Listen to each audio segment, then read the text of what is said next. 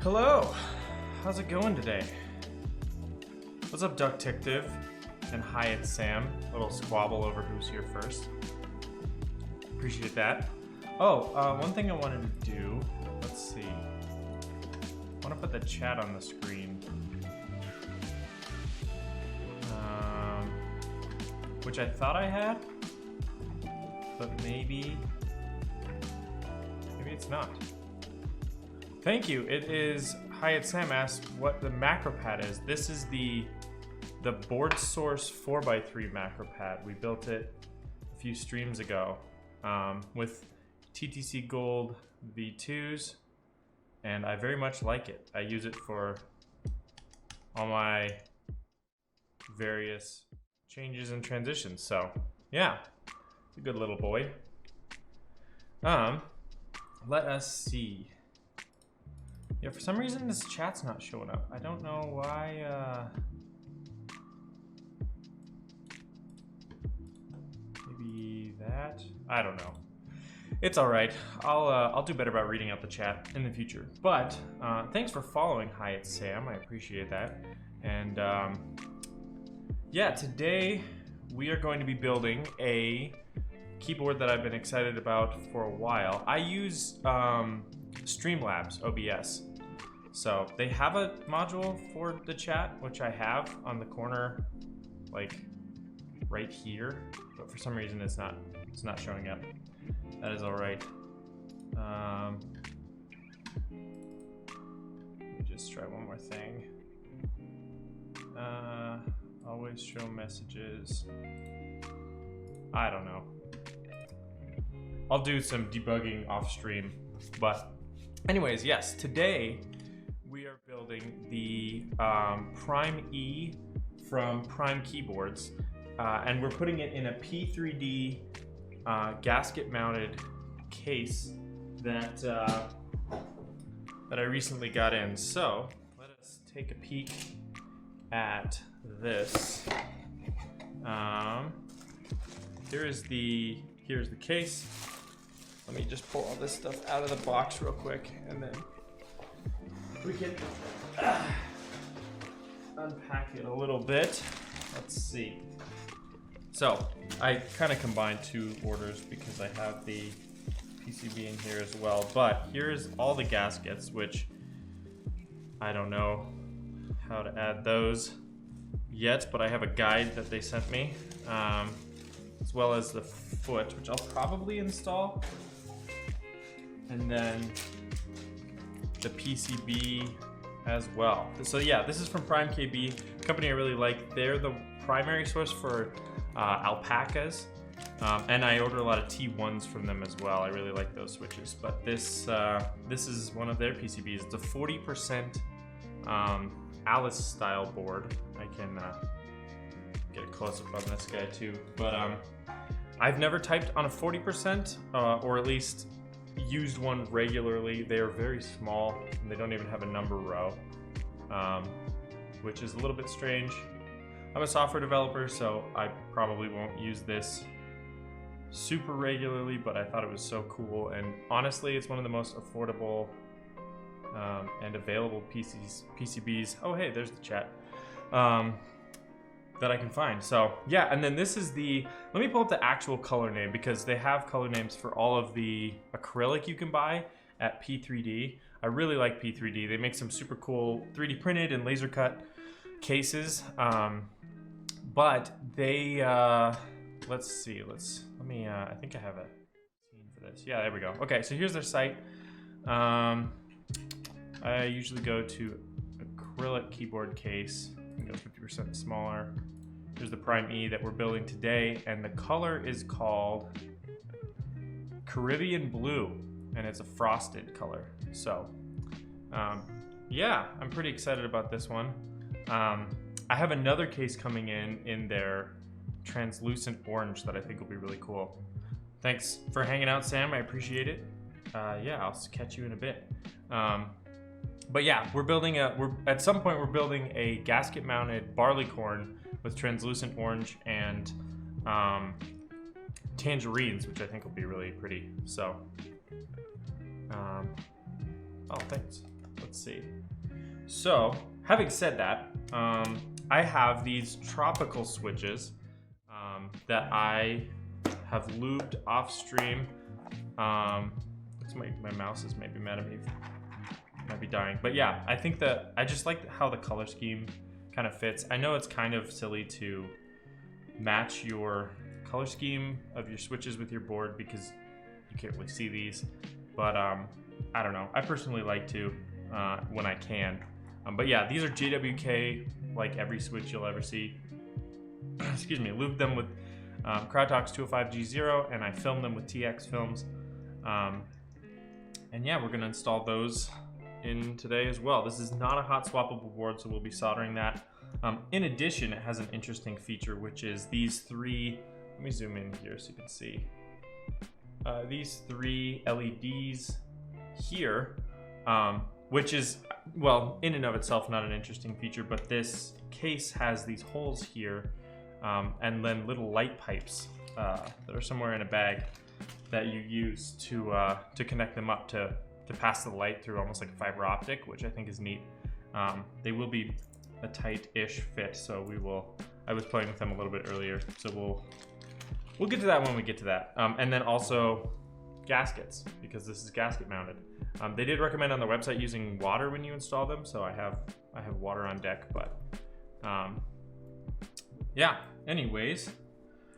So I think the first thing I will do is test the PCB. I feel like that's a reasonable thing to do. Just make sure everything works. It is VIA compatible, which is very convenient. If you are new to the hobby and you don't really want to learn how to reprogram a keyboard with QMK and build your own firmwares, which honestly is very easy, but it can be a bit overwhelming just with the amount of stuff that you have to try to figure out initially. VIA is very nice because you can just pull it up and reprogram your board. So having said that, let me grab the testing tweezers, and we will pull up our programming screen. So here's VIA. It's connected to my KBD or my Tofu right now, but we will pull the cable out and plug in this guy. Look at that. The beautiful little board.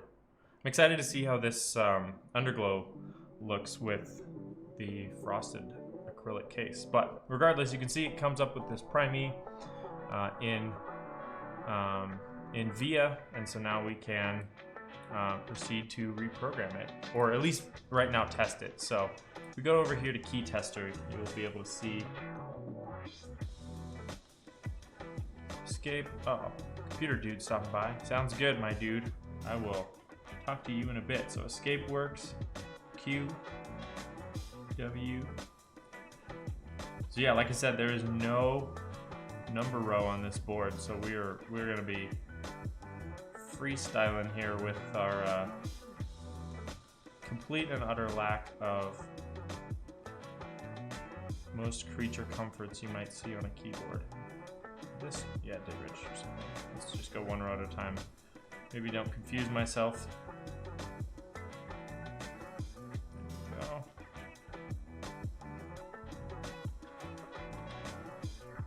Tab. One thing I kind of like about 40% keyboards is that there's no caps lock. I personally despise caps lock. I think it's very annoying, and I always use, ooh, that one doesn't work. Oh, I think this is probably a function key, if I had to guess. I can confirm that with switch hitter in a moment, but yeah, I just think it's very annoying that, oh, that's Windows, sure enough. And so I always use a stepped caps lock key when I can, just to avoid hitting it. And this seems like it's enabling and disabling the modifier. Yeah, this one's not, but this one is. You can see the, switch back to this scene, you can see there's a little light that appears. I don't know if you can see that on the stream, let me check. When I hit this key. So this must be a layer indicator here on the side, which is neat.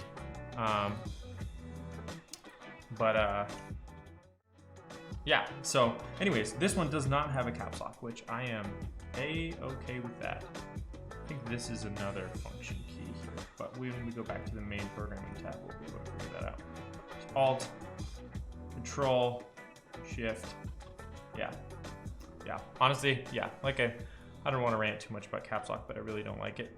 And then we'll just go back to this configure. So here we can see, okay, yeah, so this key here is a space, but this one is, it goes to layer 2. This one goes to layer 3. And where's modifier for, oh, this is not space. This is a mod to get to layer 1. Interesting. Well, I think for now we will consider this good. I think every key works. And we can modify that layout later once it's built. So, great. That is excellent. Very good to not have a DOA PCB, otherwise this would be a very short stream. I'm going to roll out the grubby mat because we are going to be doing some soldering on this guy. And I don't want to get this nice. Do you guys like this desk mat? I thought it was kind of Eastery since Easter's coming up. And just, I thought it was really pretty, so threw that out there. Where'd my mouse go? I do need that. Okay, as you can see, this mat is disgusting and filthy, and I've been using it for years. But it does the job. When you gotta do some soldering, who you gonna call? So, here's my soldering iron. And we'll grab this solder. All right. And the last thing we need before we solder, oh, and actually before we even do that, we need to lube some stabs. Now, fortunately, since this is just a teeny tiny baby build, we only need 2 stabilizers, just two U stabs. So I will grab those real quick and we can lube them.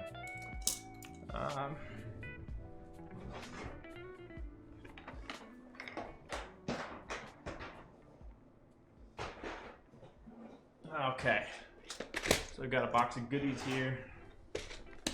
So we just need, let's use, we get these 2 stab wires. We need 4 of these guys and 4 of these guys. Should be pretty quick.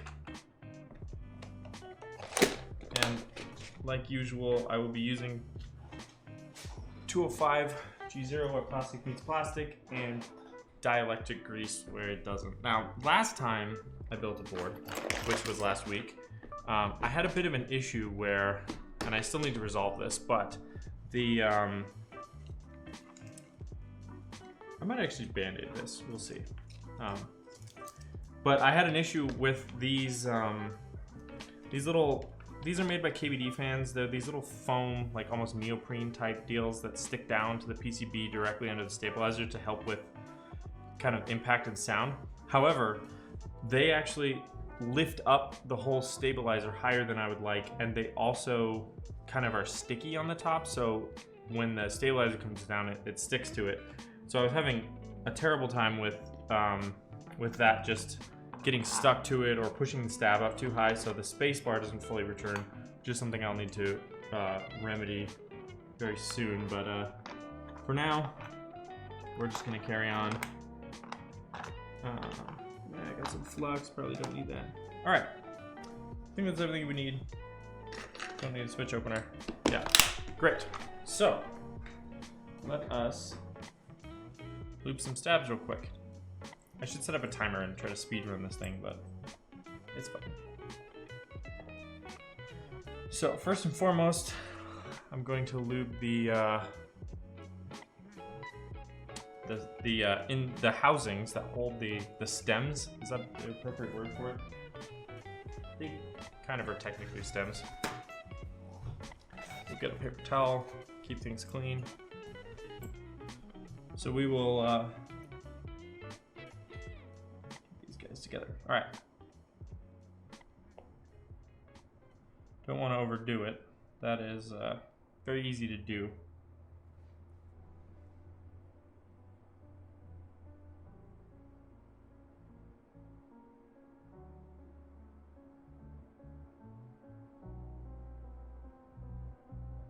Okay. Collect some of this lube out of the lid here.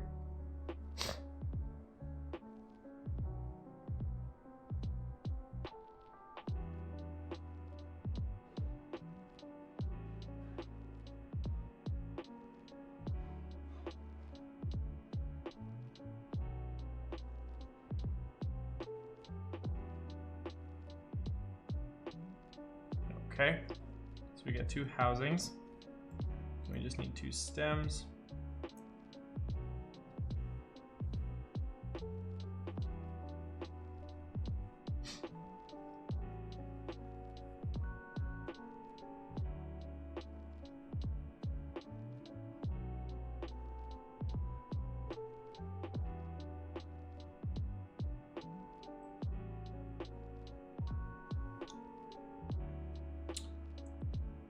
Right, insert these stems into their housings.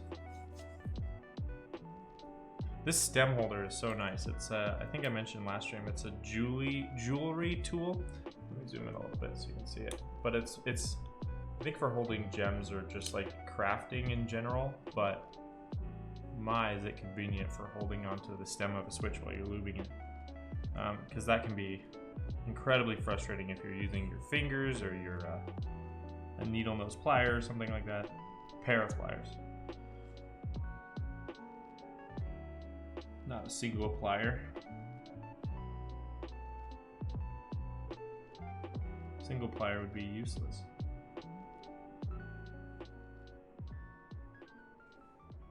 Okay. Then this guy goes in here. Let me zoom this back out. Maybe we'll punch it in a little bit for this absolutely riveting segment. I will say stabilizers are probably the single biggest improvement you can make to like a pre-built keyboard or one that just doesn't sound right. It's most likely going to be your stabilizers.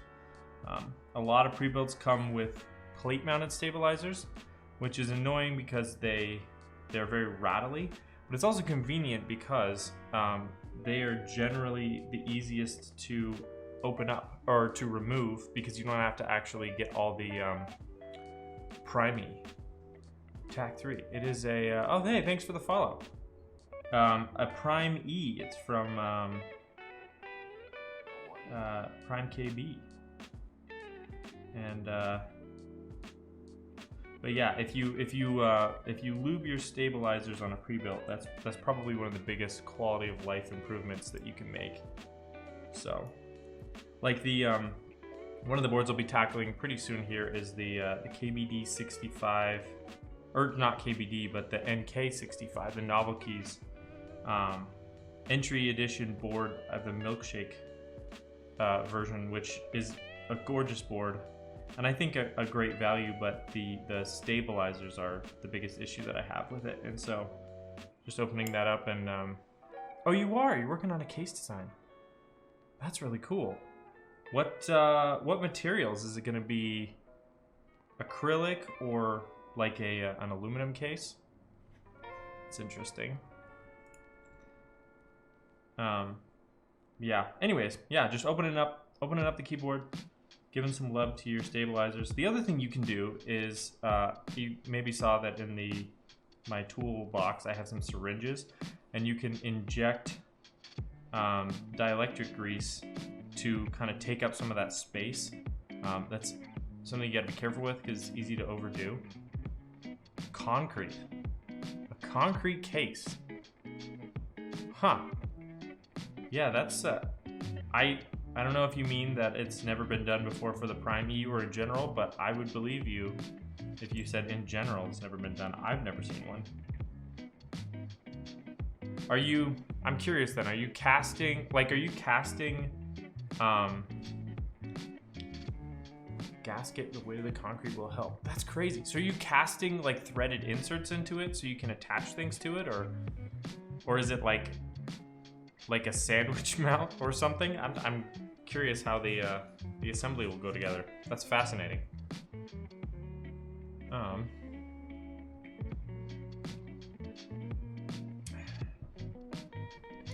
It's maybe world first, hearing about a new and innovative case design. Good concrete cases have been done. You can just tap into the concrete and screw it. Interesting. Okay. Wow. That's you learn something new every day. But for the Prime E, that's an interesting design challenge. So how are you like designing it in 3D, creating some sort of a mold? Like you're maybe 3D printing a mold and then pouring concrete into it? Or maybe making like a silicone mold? Okay. Interesting.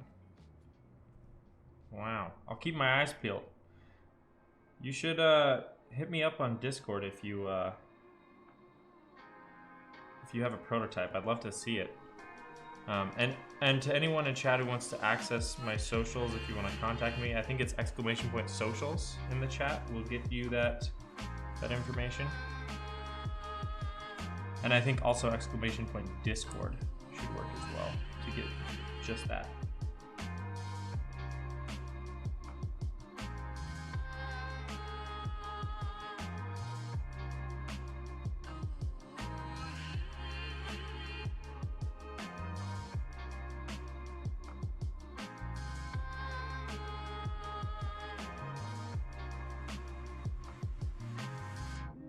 Cool. Yeah. He said he'll send out protos once they have them. Yeah. No, for sure. That's crazy. I'm really excited to see that.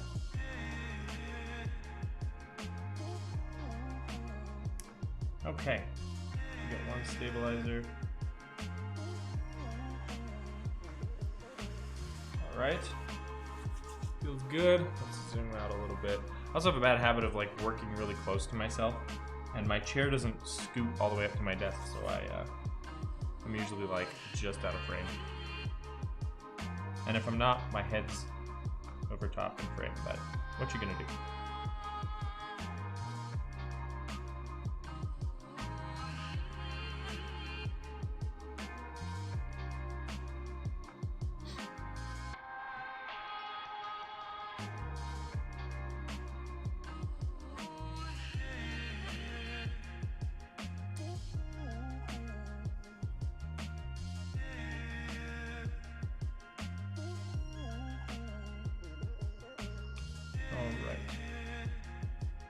So, the greasy stuff is basically done.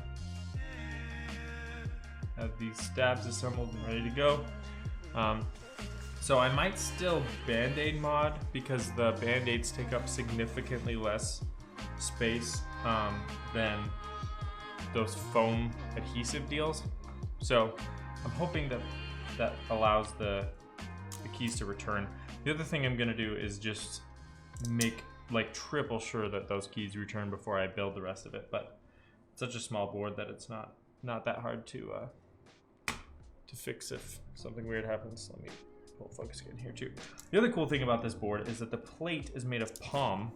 In fact, let me Google what that stands for. It's a plastic, POM, and it's been increasingly popular in keyboard community because it has mechanical properties that are useful. It has a very low coefficient of friction, so you can make stems for key switches out of it and have them be kind of inherently smoother. However, it also is fairly flexible,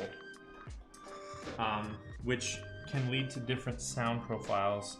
I think usually a deeper and less sort of pingy or ringy sound. So what does that stand for?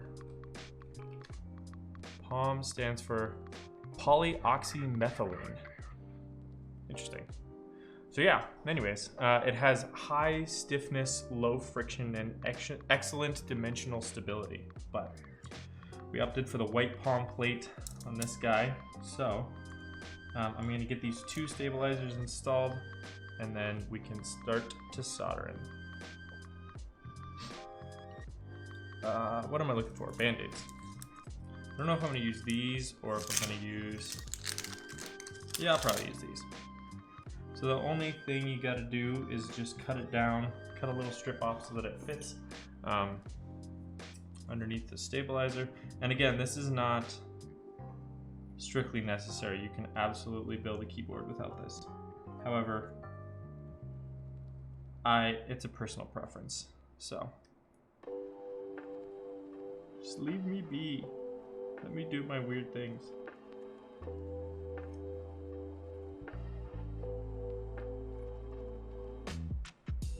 I think I'll have to cut these a bit shorter as well. Okay, because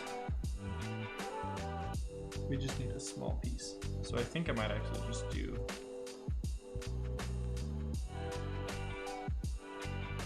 maybe that far. Seems reasonable. Let's check.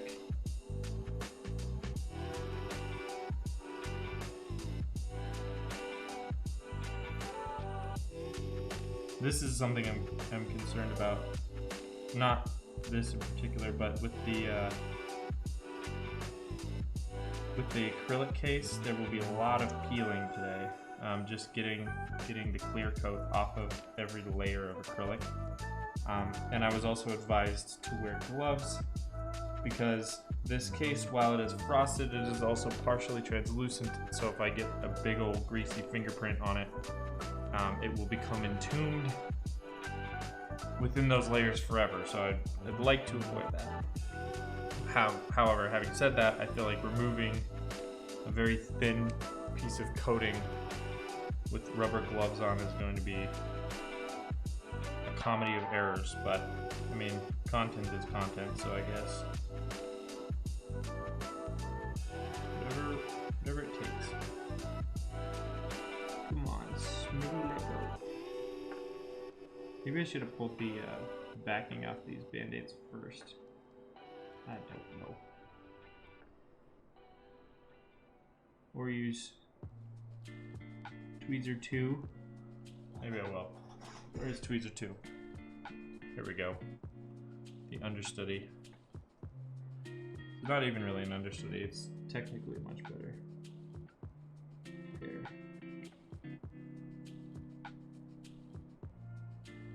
Oh, come on.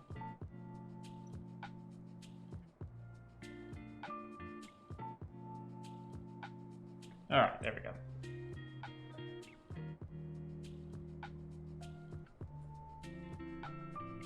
Alright, that's looking good. So we'll just cut off 2 more of these little guys. And then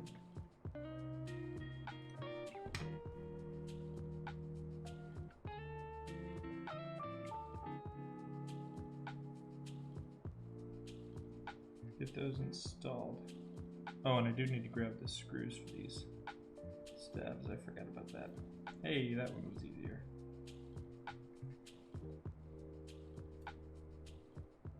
Never mind my shaky hands.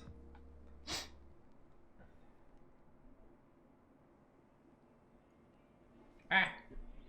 Dropped him.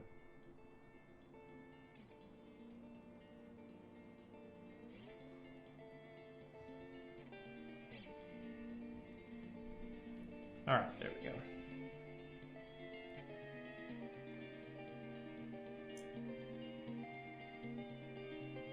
Okay, so we will get rid of our garbage.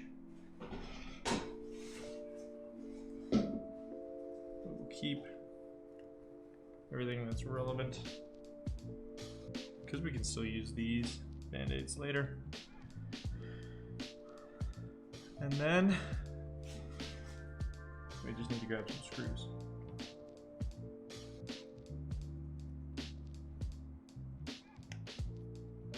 All right. Also, I have no idea what color keycap set to use. I have 3 candidates here, so at some point I will need to get some help. picking out which one looks best. I have one that I originally picked, but I'm not really sure if that's the move. So, where on earth? Oh, here it is. Here's the screws. We'll grab them.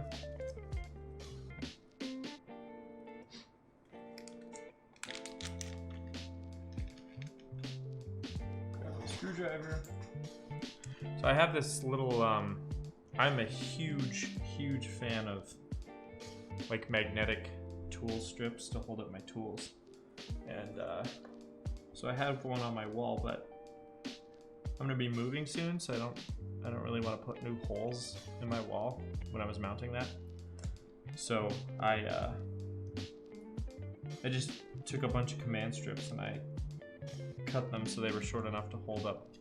So I think there were like 8 command strips holding it, but I was playing Sea of Thieves with my wife, and one of them fell off the wall and scared me to death. So now my tools are dispersed across my desk while I try to figure out what to do.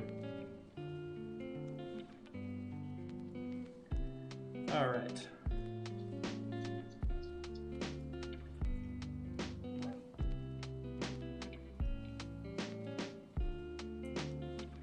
Magnets are awesome. Dude, they're the best. I have so many, and like Harbor Freight practically gives them away. I don't know if there's a Harbor Freight near any of y'all. I'm sure there is. I mean, if we have it in Montana where I live, then guarantee most people have it. But yeah, they're like $2 for a magnetic tool strip. That's awesome. Okay, these stabs are looking good, looking greasy. Cool. So next I will insert a couple switches into this plate so that we can get the stabs lined up. So we'll start with these top switches.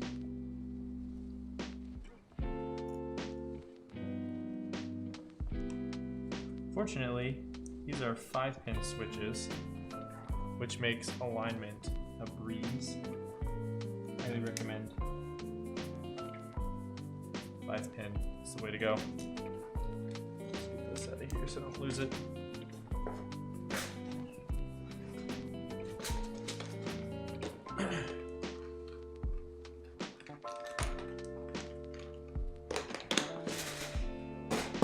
Okay.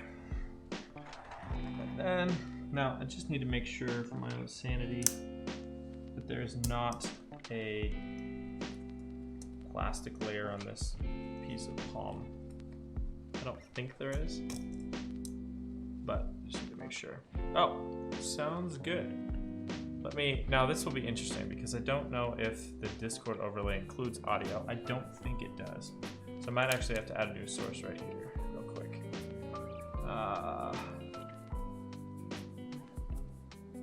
Let's do, I think if I add a window capture and then add a new source, Discord, and then I pick Discord, done, and then I hide it. We should be able to hear audio from it. I hope. Let's find out. Heyo. Can you confirm if the audio from Discord is audible on the stream? Okay.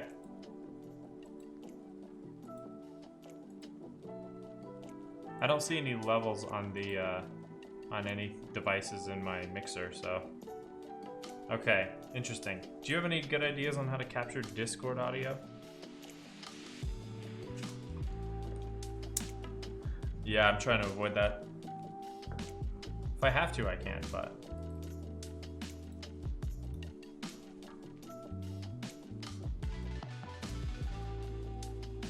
okay. Let's remove this source then. That's all right. This is here just for nonsense. Audio output capture. Add source. Device. For now, we'll just do main out. 1, 2. Cool. Alright, how's that? Check 1, 2, 3. It's probably double capturing my music, huh? Yeah, it's kind of bad. Huh. Interesting. That's fine. We will go back to the old method of dragging a whole bunch of audio into VLC. 1 second. It's all good. I'll work on some software stuff. I don't have to chat right now either. Oh no, it's all good. This is good to figure out. Thank you, Drew. There we go. Soundtrack. Yeah. Drag. There we go. Oh. Suddenly I was very unsure which you I was talking to because I had the stream and Discord unmuted and then I didn't know what you were saying. Sure. How's the general mix of everything? Let me take a listen. Cool. I think I'm a little spicy, but... Okay. I will turn you down. Otherwise, real good. Okay, there we go. Sweet. How was your day, my dude? It has been good. Work. Yeah. Busy day at work and Yeah. got home after eating some food and... It's a Monday.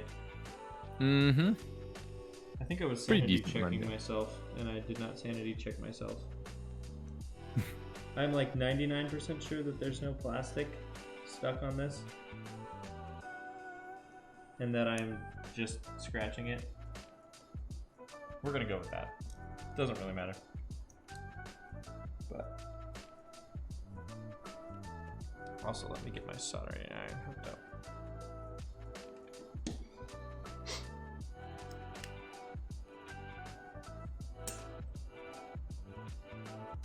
I need to go through the settings on that soldering iron at some point because I want it just to, as soon as I plug it in, start heating up. Mm-hmm. And I want it to remember 380 Oh, sure. because it don't.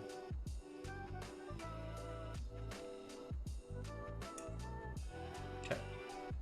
So we'll start with maybe 6 switches just to provide us with some underpinning for our PCB. Nice. Dude, this is Looking pretty. an insane build though, because it's a 40%, so there's no number row. I was seeing that earlier in the stream. That's gnarly. Some nonsense, and I'm very excited about it. Totally. I'm excited to not use it at work. Totally. That would be gnarly. Okay. So as long as all the initial switches that I solder are in correctly, everything should just kind of fall into place. So we will hit it with that. Do you have a solder of choice? Because I'm looking to get some more, and I don't know what to look for. You know, that's a good question. I don't know that I have Okay. a selected one. There's one, I'll see if I can find it. There's one I've used that's been pretty decent. Okay. Thanks for hanging out. Tack or Take 3. Appreciate hearing about your proto. I'm excited to see that. Fume extractor. Sorry, what was that you're saying? You don't really have a solder preference? Not really. I have one that I've used for a while, and it's so big that I've still used like, I don't know, a third of it, and I've had it for like 4 years. So Yep. that's the one I currently have. Okay. Just chatted it. Cool. Thanks.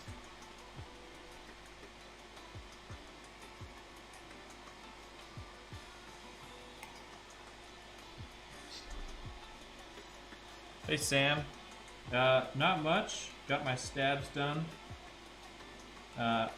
Putting in 6 switches just to hold everything all together.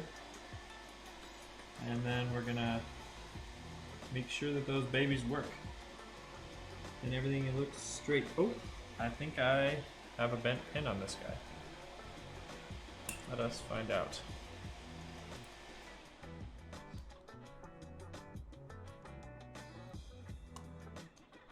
Yes, indeed.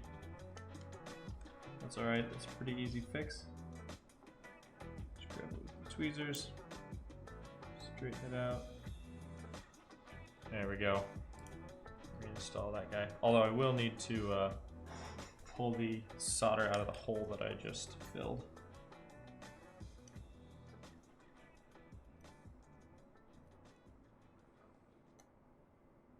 A little bit of soldering braid. These are Durock V2 stabs. I think I actually also got these from Prime KB, where I got the PCB for this build. So I really like, they seem like they have the best pricing, and then also their shipping is insanely fast. Like, they always undersell how fast you're gonna get it, or at least from me. Yeah, this is, yeah, let me pull up this. People have been asking about the soldering iron. Let me pull up the model number, because I mentioned how much it cost, but I didn't have a model name for it last time in chat. So let me do that. It is, and I turn off this food extractor real quick. It's the TS80P. It comes with the cable, the power supply, the iron, and then it comes with like a little holder that's not this one, that has like a sponge.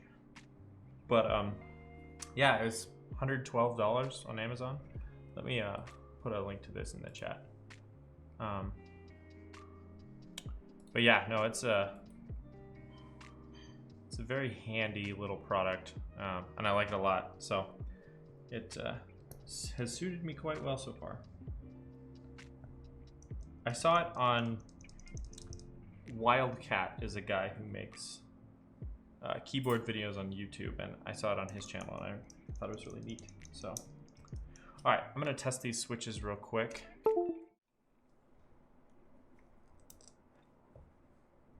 Whoa. Pull up. Thank you. Yeah, we'll pull up the key tester. And then this is like a layer modifier, so you can see the LED lighting up right here. So everything is great, and it feels amazing. So let me get some keycaps on these two just to verify that the stabs work, and then we can move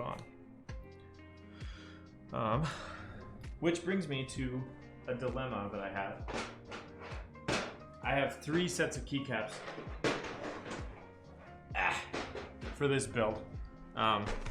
Potential keycap sets. Now, keeping in mind that it is a teal PCB. Where am I from? Oh, I am from Bozeman, Montana. And actually, yeah, it's only 110 right now, which is cool. I was looking at my order, which at the time was, I think, 112 or something. So, but this is a teal PCB. And then I have just like white caps with black text in the cat profile. I have Vaporwave, so they're purple caps with like light purple with like salmon legends and dark purple modifiers. And then I have an XDA, so uniform profile cap set that's black with white. So if you have any input at any point on a keycap set that you think would look good, let me know. I'm gonna test it with these ones, but they're all options.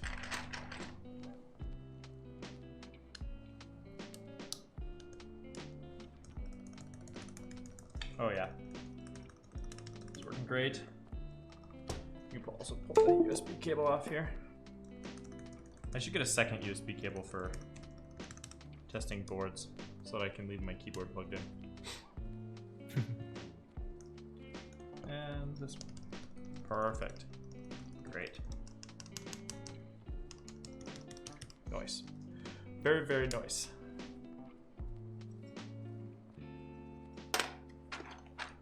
All right.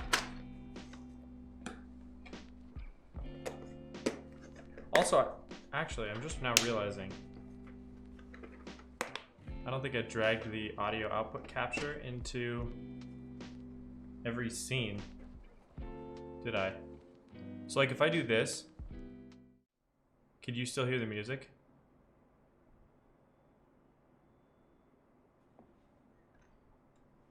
Probably not.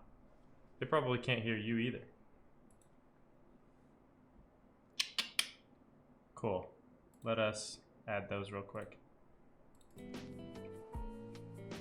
Sorry, stepping into stream. Dude, no, I'm making it better. Let's do audio source.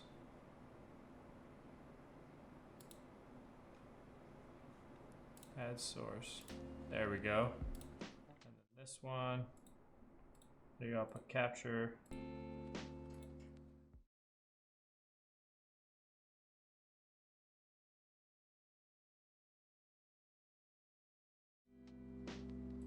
We'll figure out at some point maybe like a virtual mixer, you know? I think that'd be perfect.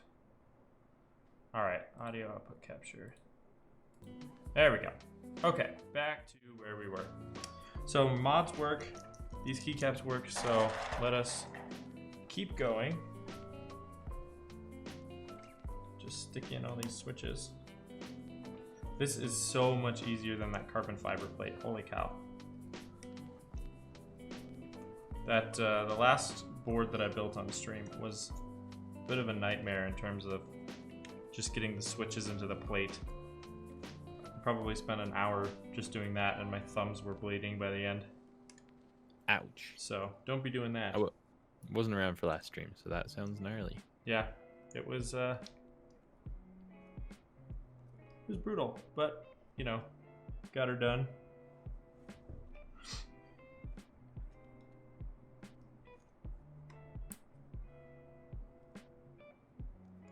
Make sure all these legs are coming through. Cool.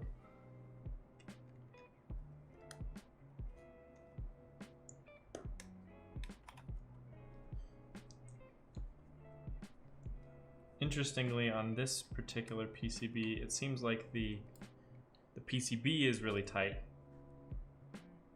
in terms of like just fitting the legs, but the plate is not as tight, which is actually kind of nice. So the and since it's gasket mounted, the plate will be held into the case with little rubber gaskets, and then the and then the PCB will just be suspended by the solder on the board, holding it on. So kind of a funny mounting mechanism, but it's super popular these days because it gives a really nice sound profile. Yeah.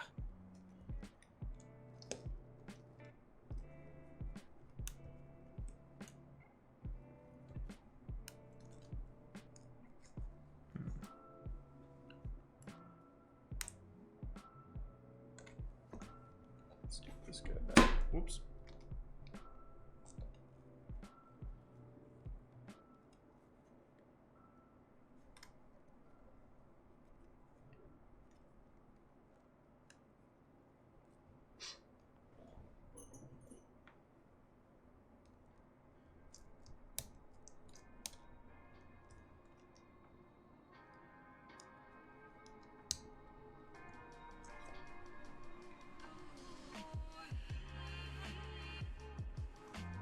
Oh, come on.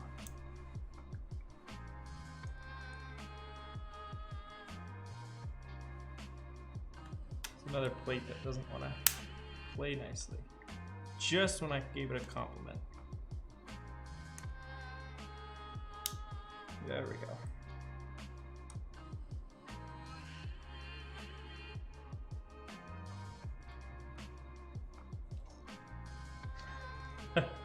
And just like that, I'm bleeding again.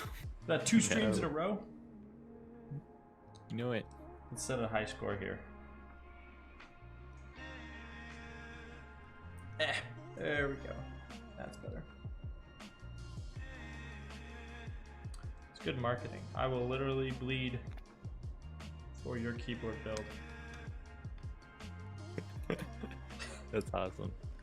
Do you have a place destined for this board? This one's probably for my wall. Cool. I have a display wall at work, and then eventually it might go up for sale. Every once in a while I do a little sort of purge of my collection, but it's funny because I typically find myself keeping boards that are unique in some way, and as far as I've ordered boards for myself, this is the only 40% Alice style. So I mean, Okay. I do have other 40% and other Alice style boards, but this one's the only one that's both, so it may end up sticking around if it's just simply due to its uniqueness. I don't know. Cool. We shall see.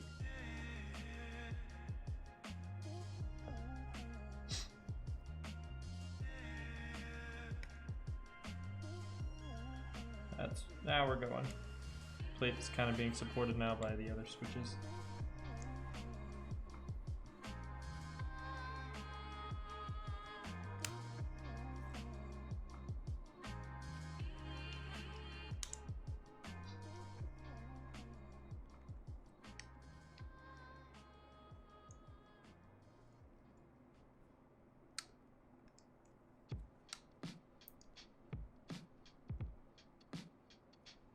There we go.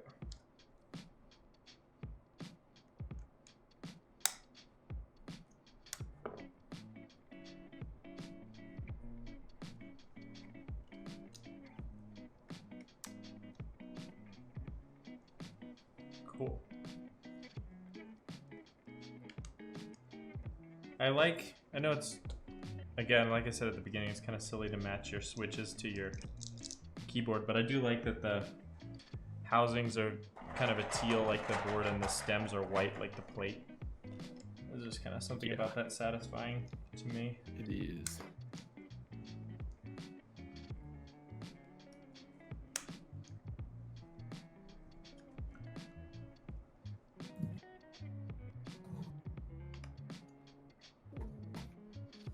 All right.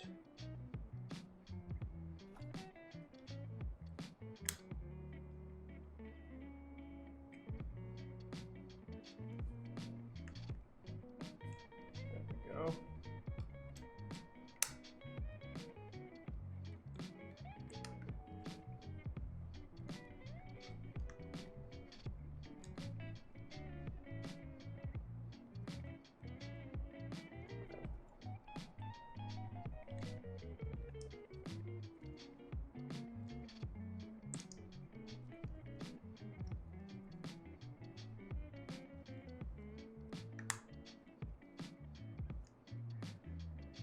The other funny thing is I usually buy my switches because I usually don't have like a keyboard in mind when I'm getting switches. It's more like I see some that look cool or I'm interested in.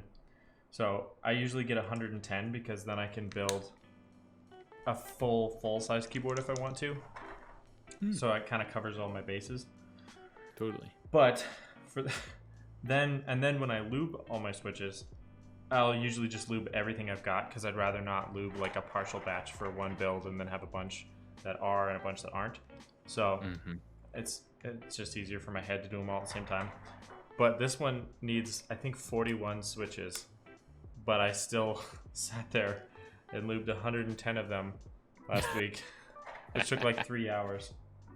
Dang. So I'm trying to figure out a way to make a lubing stream interesting because I've thought about doing that, but at the end of the day it's really just like keyboard chores, and that's not very fun just to watch someone eat their spinach, you know.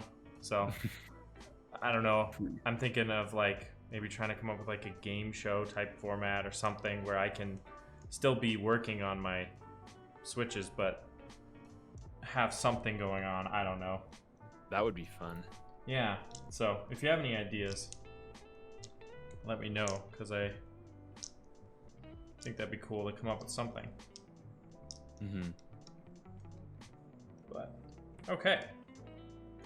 I think every switch is installed. Now I'm just checking to make sure all the pins are hooking through their respective holes so that I don't have to pull one out while soldering. They all look good. Feel good. All right, so we're going to get to soldering. Heat my iron up. Turn on the old fume extractorator. The Don't Die 5000. How many solder fumes do you have to inhale before it's a problem? That's a great question. I don't know if I ever actually want to have to find out. True. Because let me tell you, in high school, I was the only kid that knew how to solder on the robotics team. And your boy sucked down a lot of fumes that year, or those 3 years. So, that might explain some things.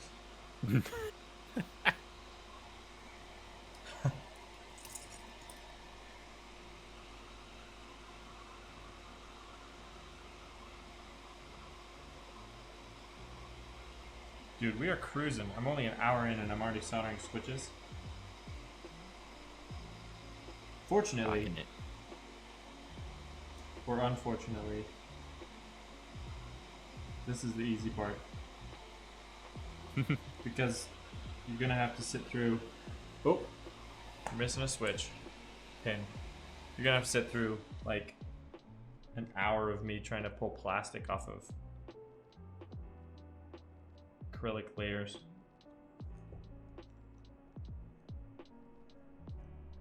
Come on, bud. You can do it.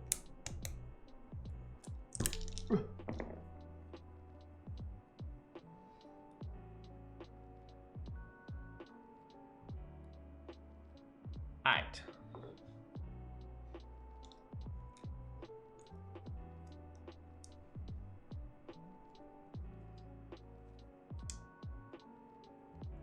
There we go. One of the things I did to these switches as well was put films on them, which most key switches have a little bit of tolerance, just for manufacturing most likely, between the top and the bottom housing. And so you just stick on a little 1 or 0.15 millimeter piece of plastic in between with a pair of tweezers, and it takes up that extra slack and it prevents the stem from wobbling at all. That is beautiful. But it is tedious. They are hard to pick up.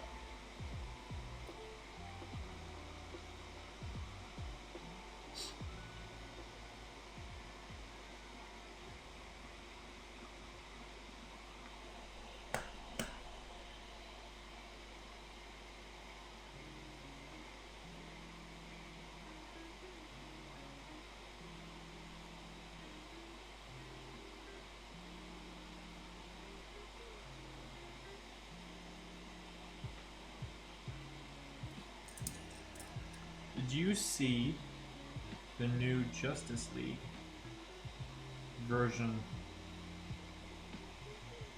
or even the original? Of what, say? Justice League. Oh, I saw the original. I have not seen anything else. Yeah, they released on HBO Max a 4-hour version of it. That was the original cut. Whoa. Apparently what happened was they were shooting the movie. Zack Snyder had to leave because of like a family emergency or a family tragedy. He was the original director.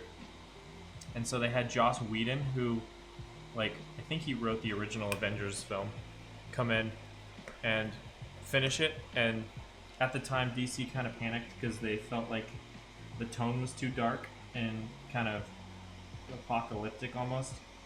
And you know, Guardians of the Galaxy was doing really well with like a much happier tone to it. So they had him come in and rewrite a bunch of stuff. I think they spent $100 million on reshoots, a CGI mustache for Henry Cavill because he was filming something else and they needed him to come back and film stuff as Superman. Oh my. So they CGI'd out his mustache, so his like upper lip looks like a gummy bear.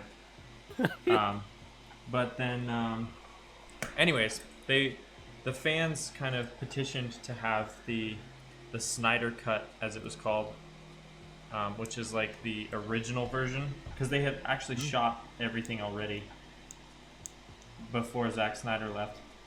And so, yeah, it's in a surprising move. I guess there's like nothing coming out right now anyways, so, you know, maybe not that surprising, but they actually released it. So it's like 4 hours long and it's on HBO.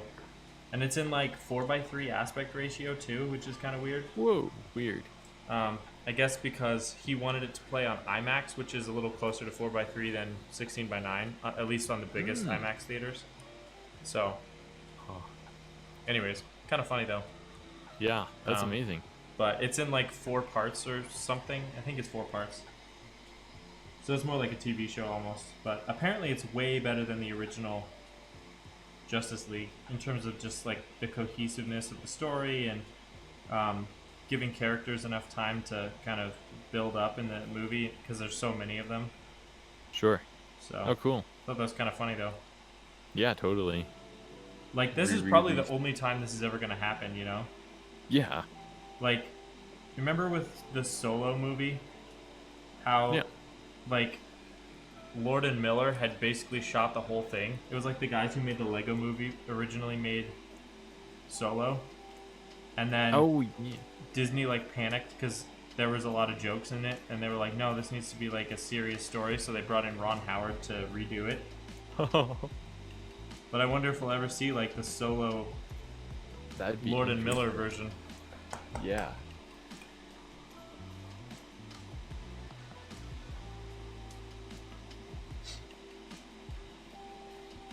It'd be in general just interesting to see movies in like from 2 different directors' perspectives. Yeah. Like if they made it twice and actually for 2 different, for 2 different directors. Yeah, like they actually gave 2 directors the same script. Because I always wondered if, or maybe not even, but just like the same premise. Yeah, exactly. Because like, but I guess even the same script might be interesting because I always wonder how big of an impact the screenwriter versus the director has, so that would make it pretty obvious, you know? Yeah, very true. Okay, I think we're done soldering, so I'm gonna grab a little alcohol wipe and clean this PCB up a little bit.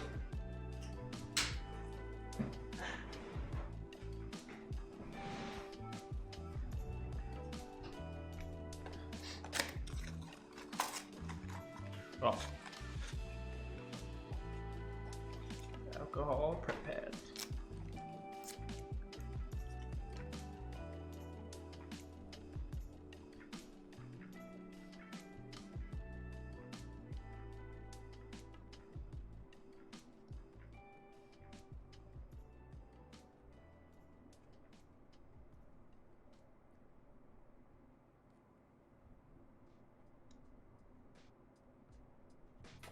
All right.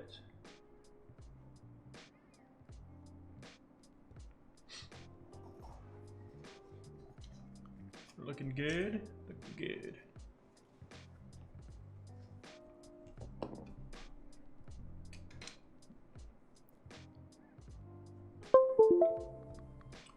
All right, once more, we test out. Oops. I just straight up started typing in Home Assistant. Be back in just a second. Cool.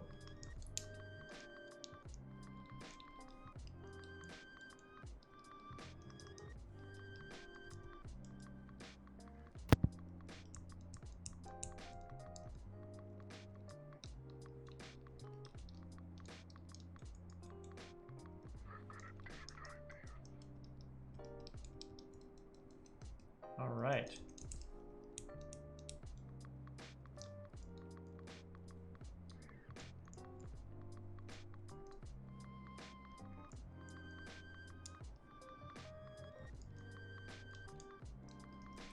Excellent.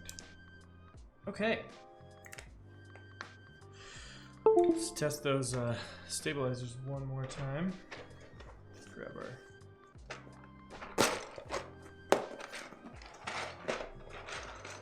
testing keycap.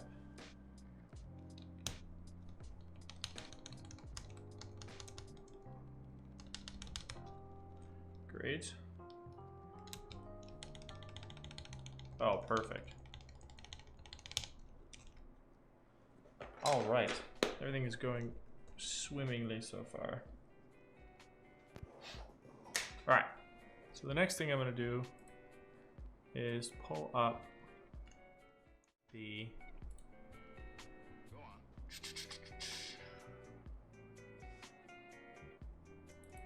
guide on how to do this. I can show this to you, I think. All right. So, step one is start by organizing my layers, which I think means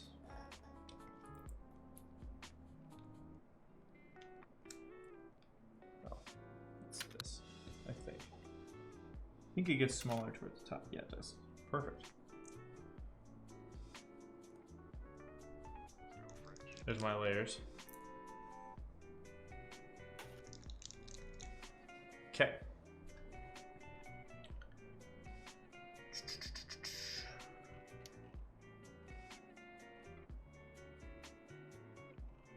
Do I need to attach these feet first?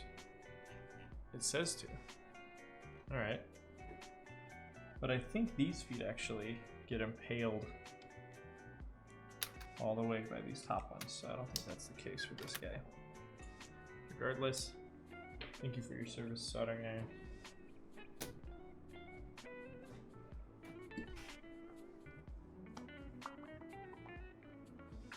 Okay.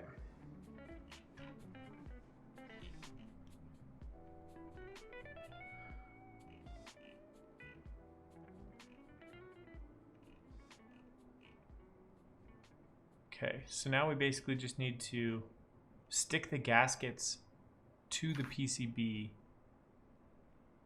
And it says this one's specifically for adhesive gaskets, but these are not. These are the older style, so I think we just need to place these very carefully. So, having said that, let me get some gloves on so I can get the acrylic layers separated from their protective plastic. And I do not want to get a fingerprint on them. I was gonna say, don't you want fingerprints on everything as much as possible? And entomb them forever in between the layers of this PCB. Exactly.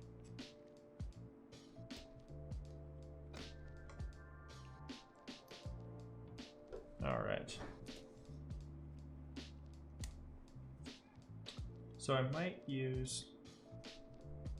probably try to use tweezers on this knife because I don't have a fingernail anymore.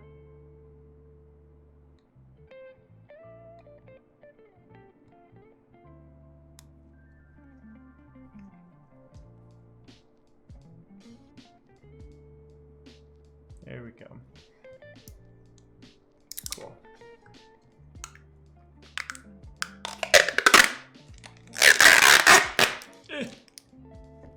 So this is going to be static central. Should have gotten like a lint roller. Oh well. This is not a client build.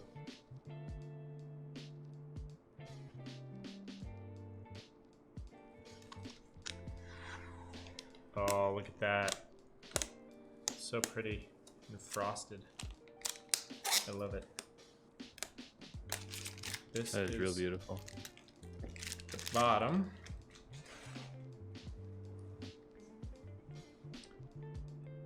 So I think I'm going to, yes, these stack up like this. So I'll actually reverse the layer order.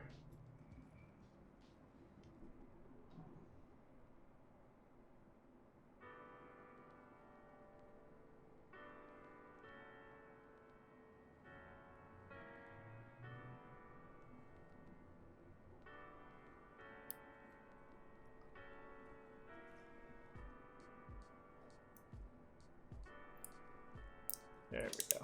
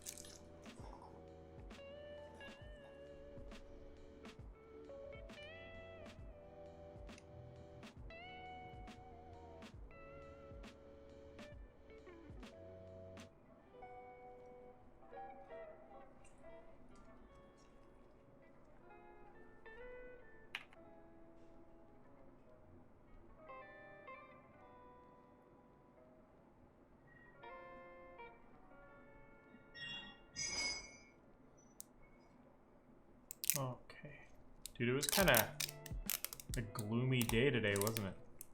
It is, yeah. It's been like, Kind of gray. and I suppose it's March in Yeah. Montana, but I had allowed myself to become bamboozled by fake spring. Yeah, right. There we go. It'll get ya. Every year. Mm-hmm. Fool's Spring, even. I've heard it called. Yeah. It's alright.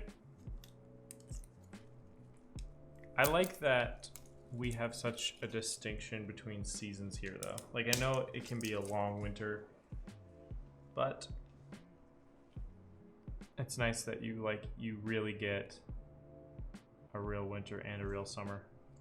That's very true, yes. And it's not super humid. Yep. You were in Texas in the summer, right? Yeah. Where in Texas did you go? Dallas area. Is it pretty humid there? Yeah. Mm-hmm. Yep. I've been to Austin gnarly. and College Station, and I don't know that I've ever been so sweltered in my life. Right? And Singapore, that's also pretty hot. Interesting. Okay. They're like right on the equator too. So okay. their day only varies by 6 minutes over the course of the year. Oh, Isn't that wild? that's incredible. Versus, what is it here? Like, I mean, I feel like it gets dark at like 4:30 sometimes in the winter. Yep. And then 10:30 in the summer. So like 6 Yep. hours. Yep. Mm-hmm. Mm-hmm. That's bananas. It is. There we go.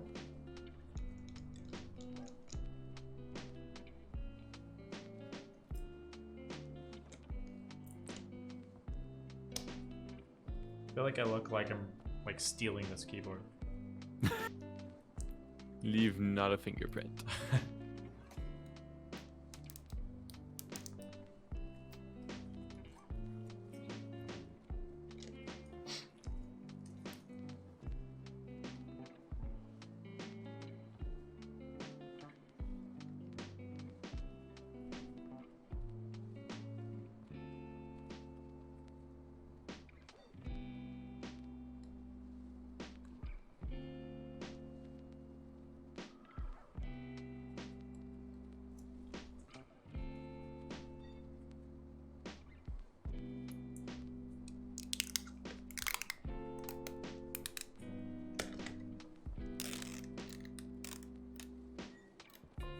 How is your new cat doing? It's doing well. I suppose new to your house, not new to you. Yes. Very true. It is doing well. Yep. She was in here hanging out with me a little bit ago. So. Cool. Feeling a little more comfortable? Little bit, yep. Okay. Get along decent with Pentium, but the kittens they had a little hissing battle here on the desk, so. On your desk. Mm-hmm. That's dramatic. You know it. Her name's Luna, right? The Zippy is the newest. Oh, Zippy. Oh, right, Luna's the kitten. The other one that looks similar, yeah. So Zippy is Zippy related to Pentium? Yes, it's her half-sister cousin. Wait, hold on. I think I need a diagram. So we got them from the right, and they had like a family tree. I Oh, really? don't have a copy of it, but yes, of all the cats. Dude, I need to see this family Right? tree at some point. Yeah, totally. That's hilarious.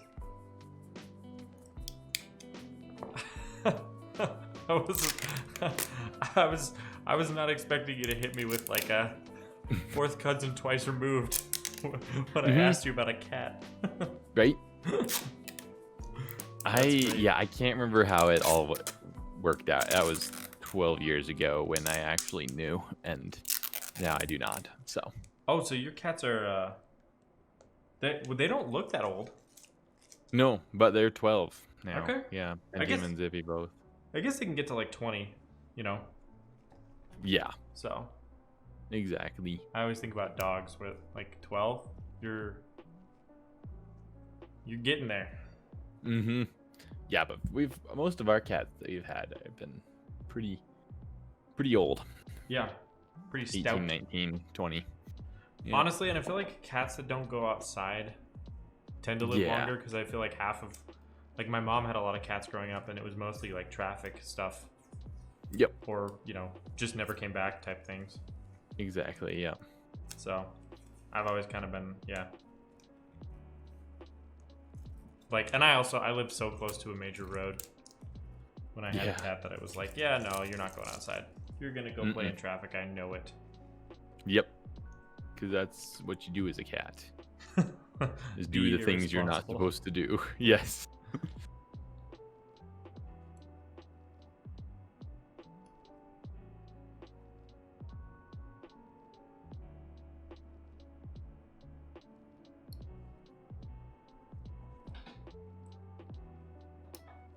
Hello. Mm-hmm.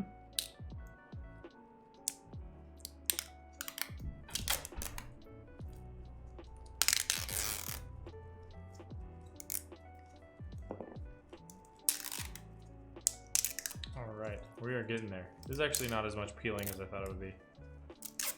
Nice. Only like 15 minutes.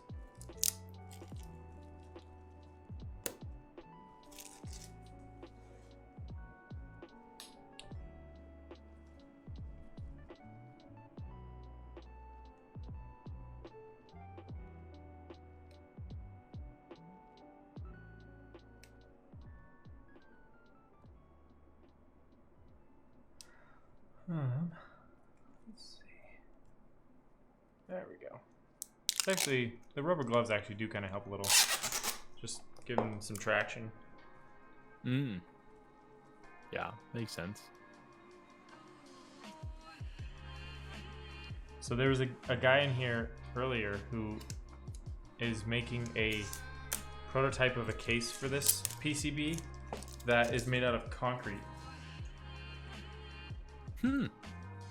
That's super cool. Yeah. Pretty interested in that. It'd be kind of neat. Like, talk Yeah, about like a totally. unique board. Very. Seems like that would be a chunker of a board. Which would be fun. Yeah. Honestly, I love heavy keyboards. Yeah. Like last stream's build was like 6 pounds. Wow. That's gnarly, dude.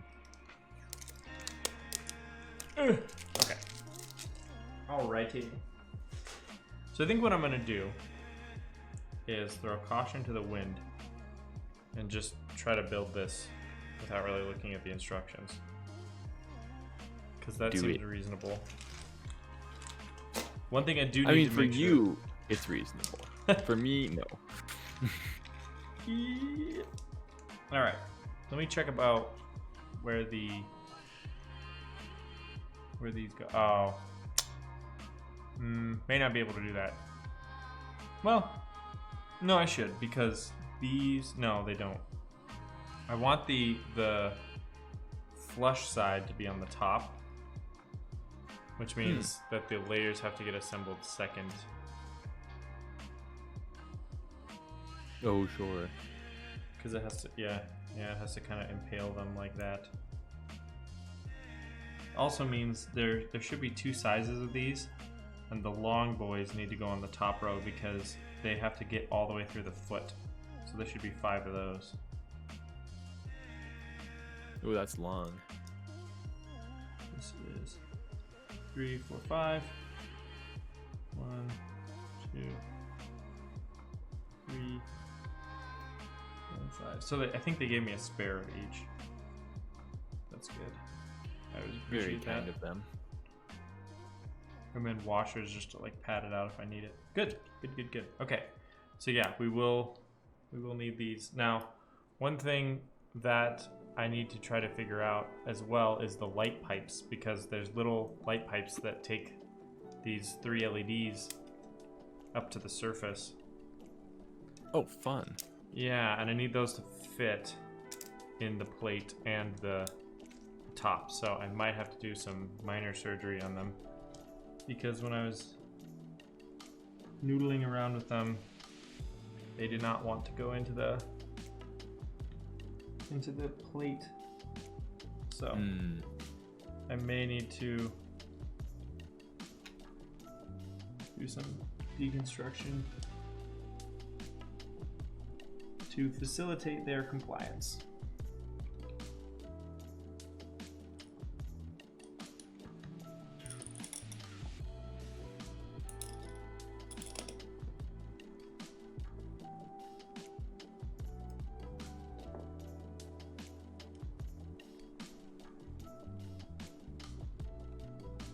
Okay, cool. So looks like just a quick little shave with the X-Acto is sufficient.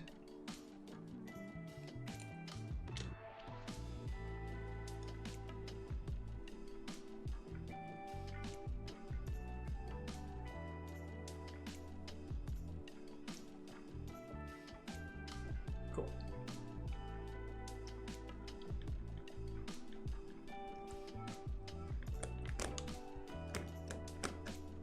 Okay. Whew. Come out.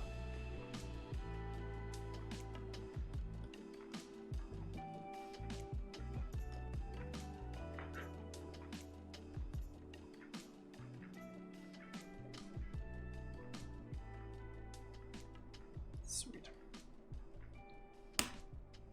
Alrighty. So the next thing we need to do is figure out this gasket bonanza.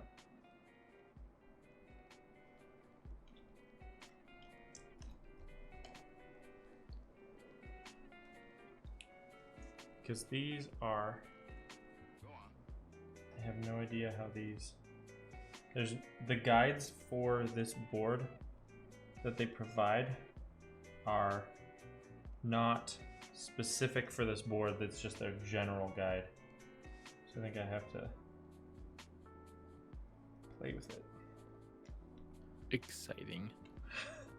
Improvise, adapt, overcome.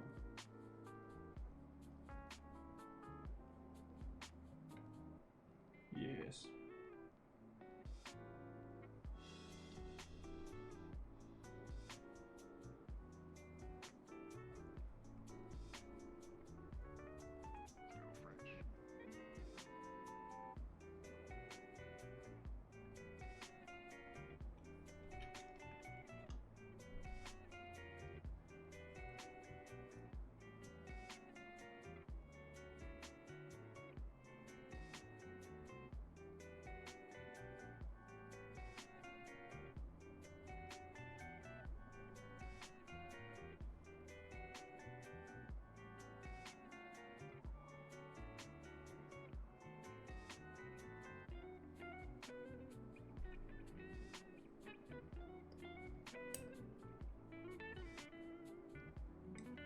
I may get these a little bit wet just so that they stick. I wouldn't have thought about that, but that makes sense. That's what they suggested. I wouldn't have thought of it either. Cool. But yeah.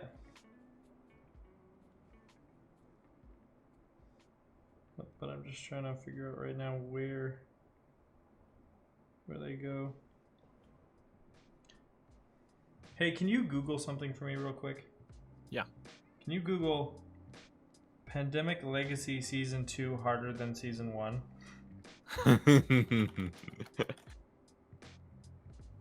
Well, if I type, let's see here. If I type Pandemic Legacy Season 2 harder, the suggested ones are difficult or too difficult. Okay, good. That makes me feel a little better.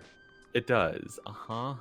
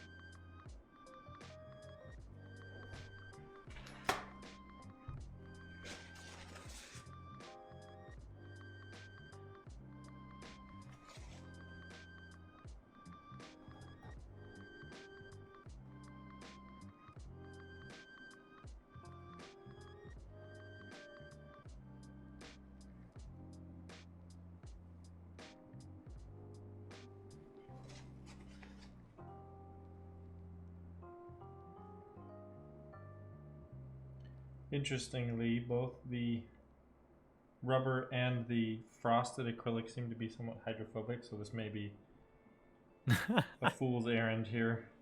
I see the dots of water not being super helpful for you.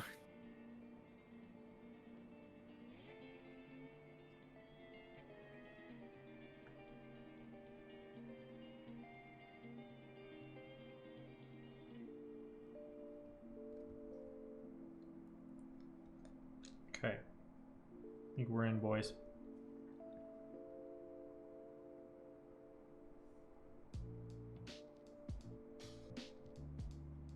People gave the recommendation to A, search cities. They provide useful benefits. Oh. B, think carefully about your grid and avoid excess connections.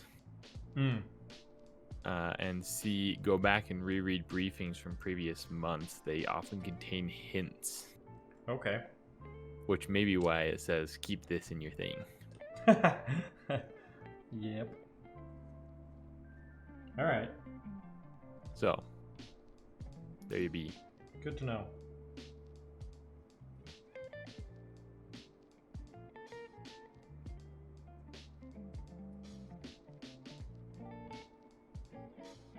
Hello, kitty.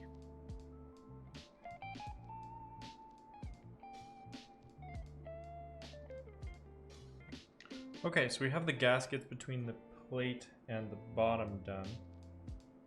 I just need to get the gaskets between the... Man, that looks hard. Especially when you burp carbonation into your nose. Get blinded. You know it. I think I can just drop this layer on top and then make some small adjustments with the tweezers.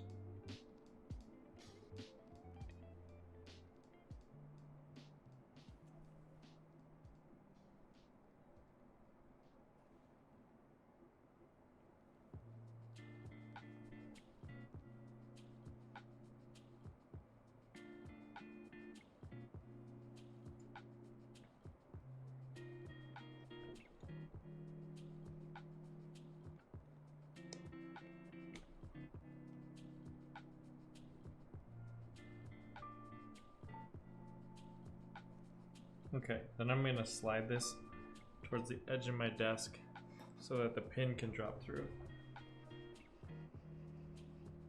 As I wiggle the layers around.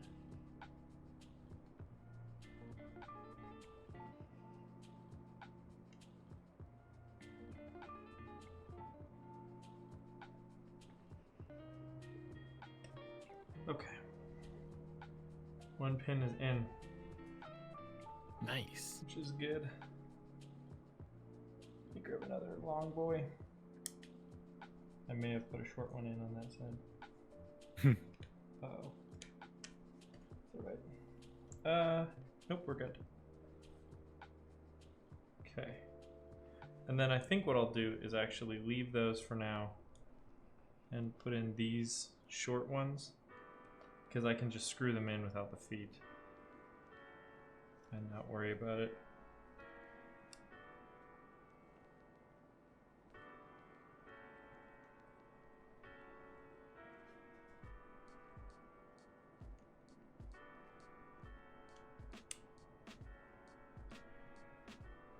I'm gonna get a screwdriver and finish installing this. Don't want to go too hard because I don't want to crack it, but No.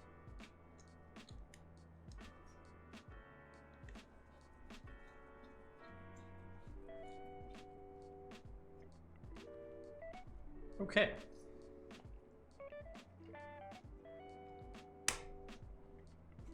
Let's get the light pipes installed. 1, 2, 3. Nice. Okay.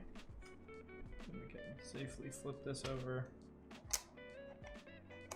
Line up our feet.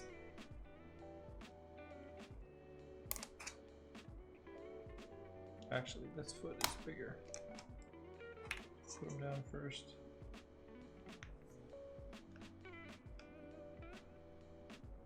Cool. I did a dry fit of this case earlier and I was not super thrilled with the tolerances, and then I realized it's because it's gasket mounted. So it needs that rubber in there. Totally.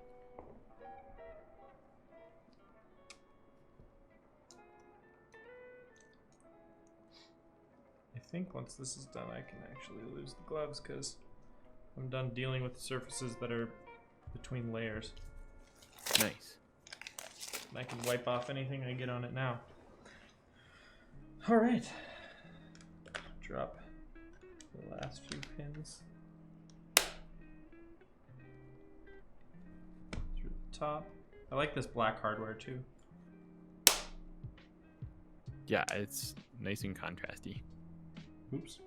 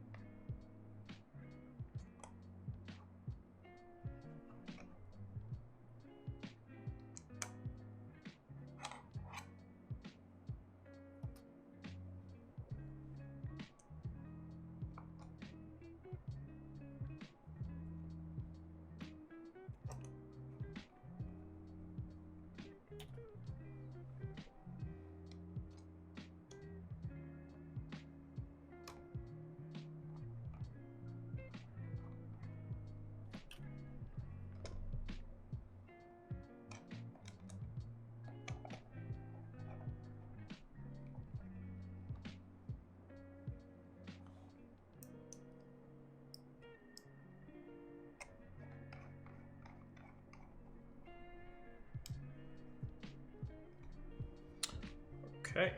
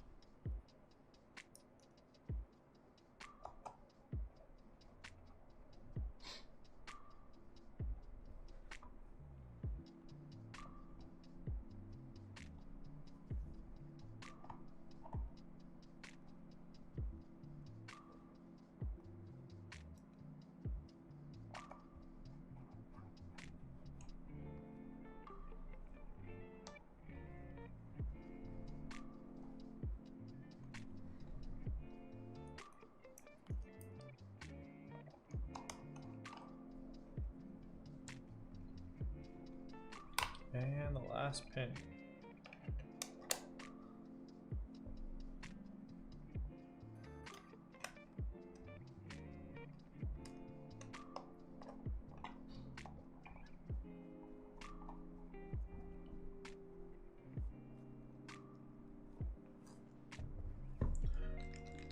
Okay. So, the question becomes, what keycaps do we use today? You know what I mean? Totally. Oh, that was fun. I plugged in this keyboard and my whole monitor rebooted. Neat.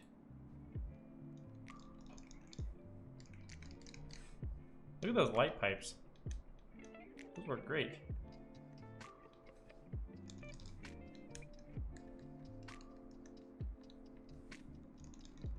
Yeah, those are gold. I like them.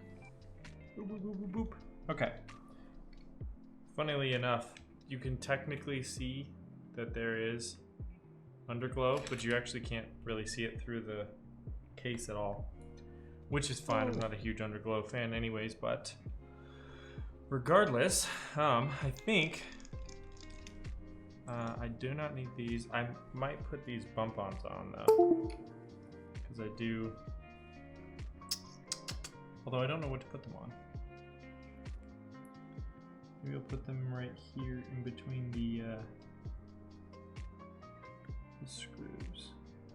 Mm-hmm. It's not really symmetrical, is it?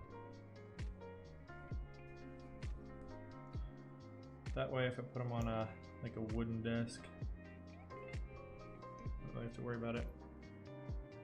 True. Okay. Oh yeah.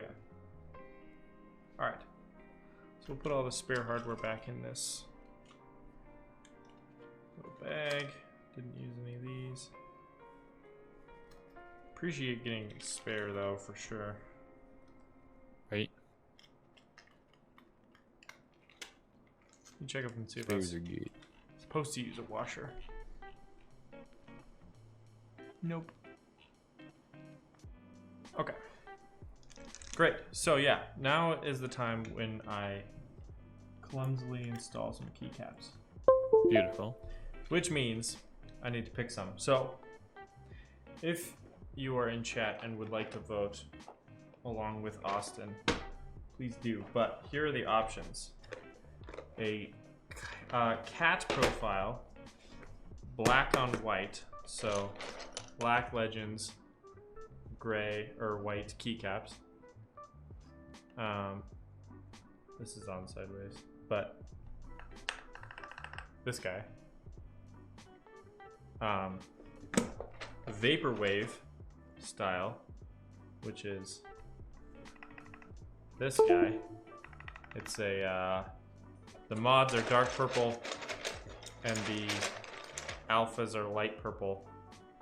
So yeah, here's the kind of 2-color palette for Vaporwave. And then XDA white on black with kind of a like a terminal style font like this.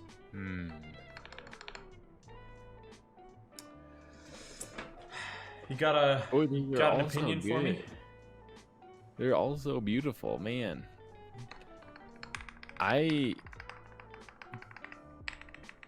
Boy, I was gonna say the black text white keys originally, and then I'm kind of liking the way the purple guys blend with the teal.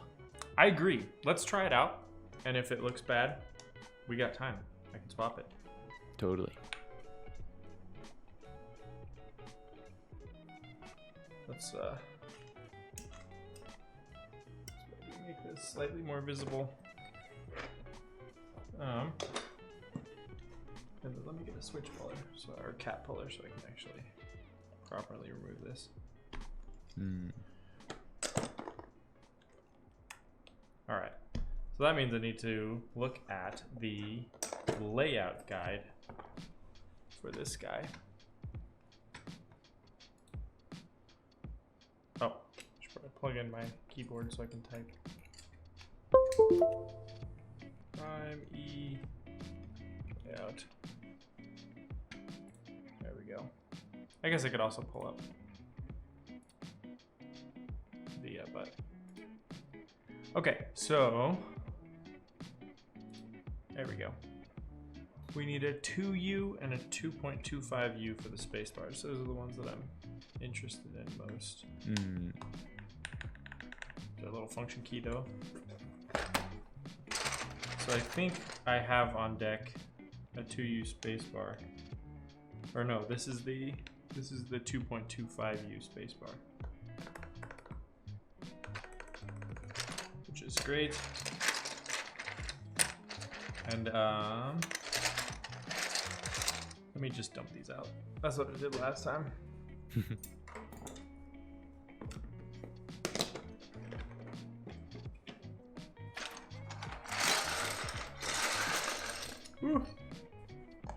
Alright, so we don't even need number keys for this build, which is some nonsense.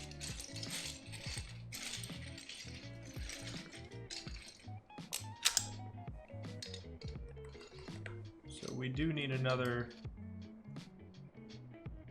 What is this key in my layout because I also need to pick what the legends are. Oh, sure. I guess I can figure it out later.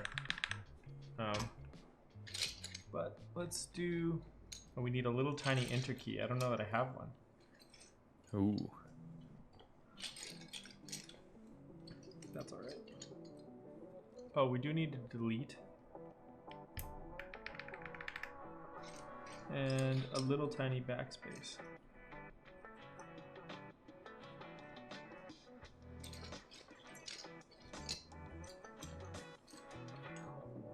We might use this.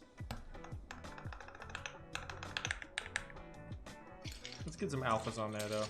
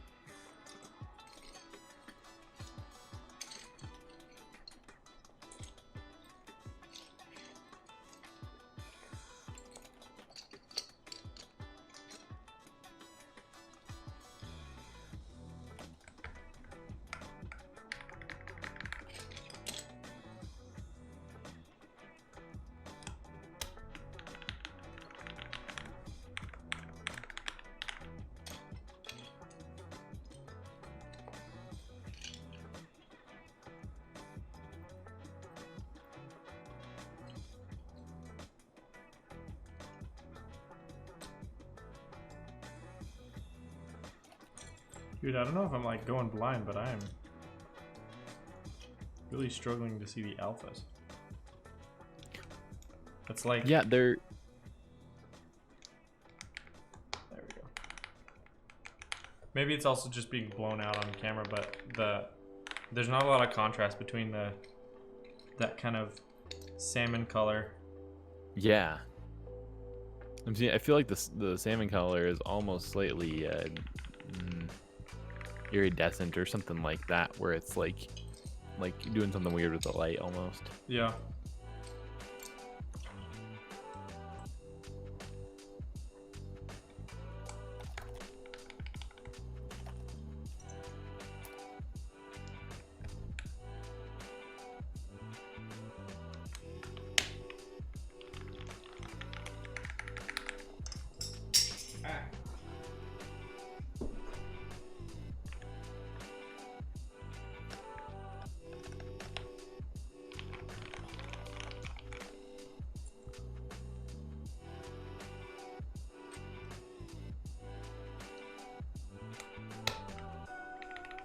Can't tell if it's an I or an L. I'm guessing it's an I.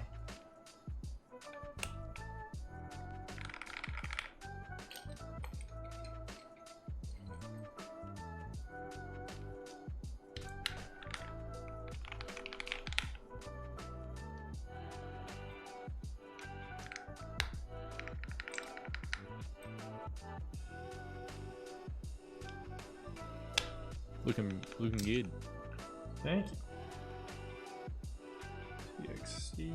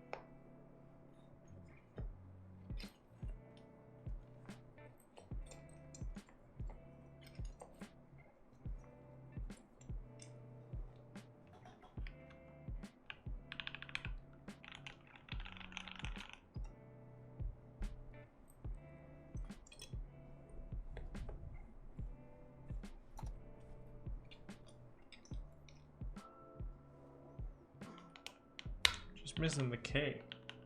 Where is he? Oh no. I'm sure he's around here somewhere. Just my eyes won't focus on these legends. Oh, it's probably this. Yeah, there it is. Nice.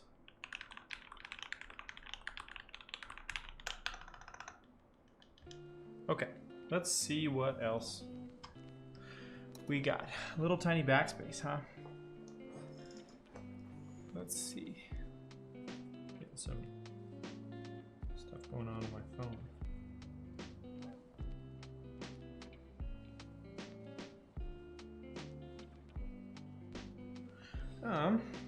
We need a 1U backspace. Or an equivalent, I suppose. I can't remember if this set has that or not. Yeah. Not the most common keycap, but that's alright.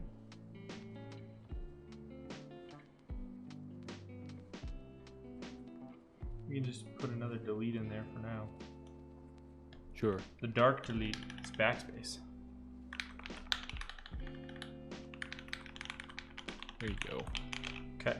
Then we have a Windows key right here. But that can be a little bit bigger, can't it?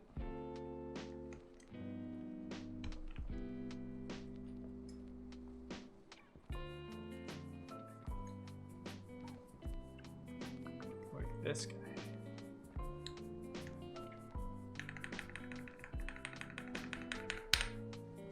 Cool. And then a function key that is also somewhat wide. Put Alt right here, and a Control right here.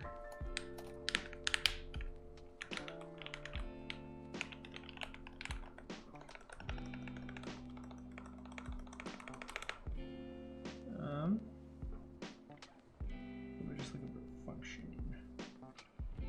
If I have one, I already used one of them. I feel like I should have two. Considering I have 3 Windows keys. Right. We'll just use this guy for now. Okay, and then on the side we have... Actually, I think I need this shift over here. Yes, I do. And then escape and tab. Where's tab at?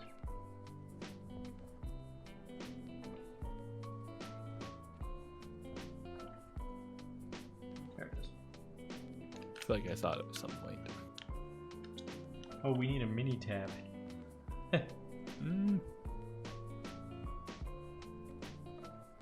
Yeah, it's a 1.25, so it's the same as like an Alt or a Control. Yeah. That's candidate. Might use that.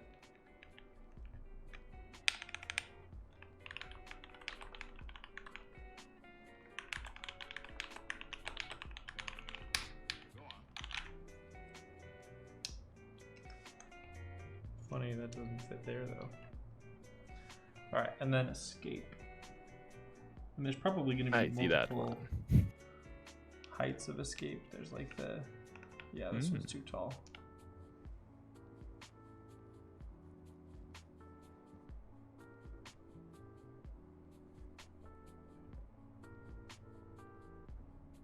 Or maybe I'll just put this... Is this too tall as well? Yeah.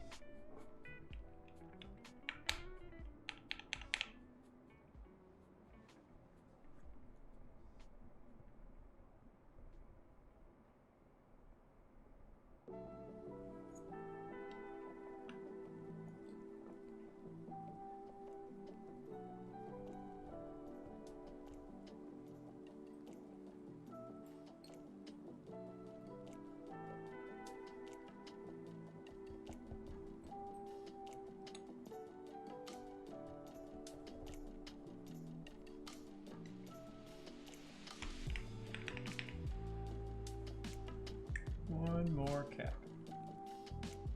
We might have to go with a slightly too tall, but that's alright. I don't know if this one has a R2 escape. Oh, gotcha. Well, if another color set's better too, that's totally good. Honestly, the profile doesn't really matter that much, especially if it's on the escape key. And having said that, I might actually put the tilde key here, because I always forget which is backtick and which is tilde. Yeah. Oh my goodness.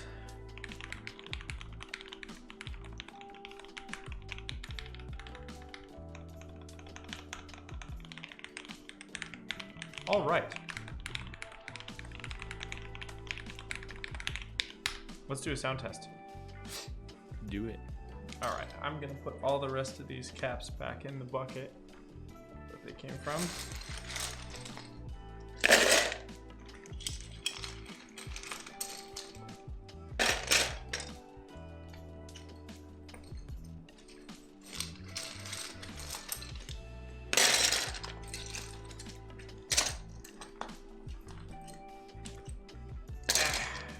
Okay. Great. Then let's also get the grubby mat out of here. We don't need him anymore.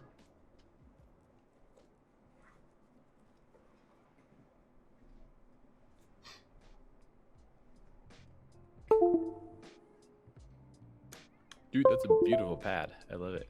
Thank you. Yeah, I think I got it from Novel Keys if I remember correctly. Nice. But I figure it's kind of Easter vibes. Totally. So, okay. Let's maybe center this a little bit. Get this guy here. Oh yeah.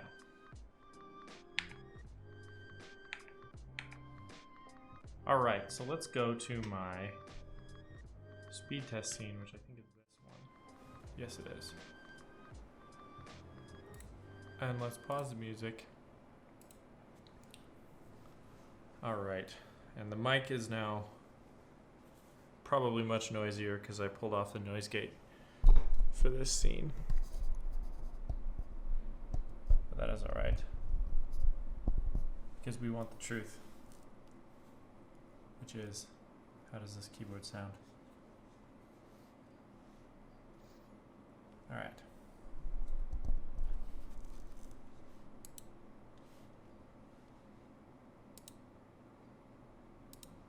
Let's go to wiki type.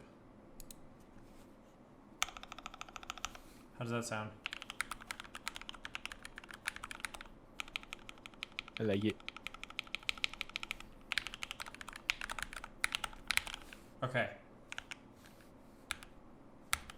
Great. Let us take a speed test. I think that's as close as I can get this mic. Okay.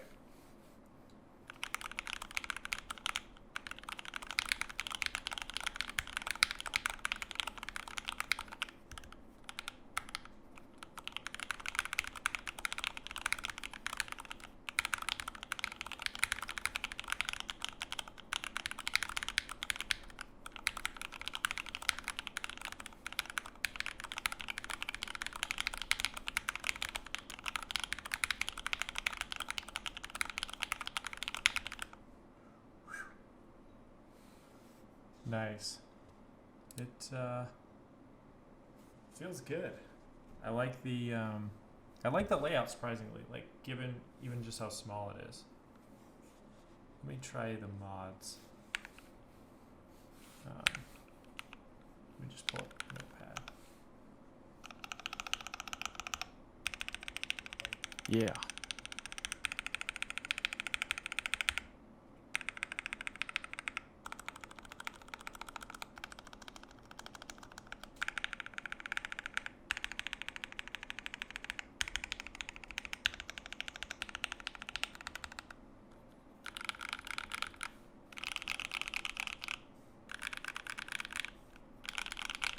Nice. Well, that went together really well. Let's recall the old scene. Get this back where you're supposed to be.